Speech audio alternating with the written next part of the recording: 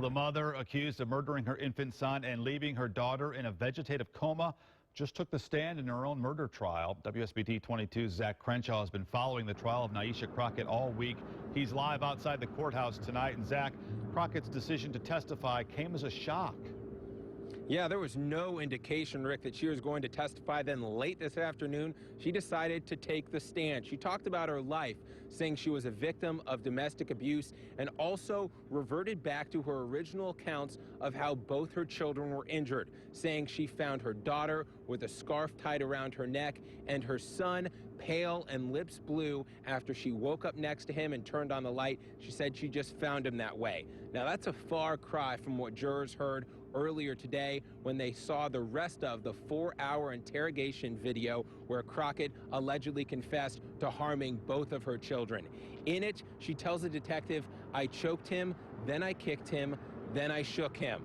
Then, in regards to harming both her children, she said, "I've always thought about it, but I never thought I would do it." This afternoon, the defense called their expert on police interrogations. He said Detective Cook conducted an accusatorial interrogation, presuming guilt and working on a confession. He said Cook's method was, quote, "so psychologically powerful and manipulative, it can sometimes lead innocent people to confess." Now, the state argued against that, saying Cook's methods were standard police interrogation practices like isolation in an interrogation room.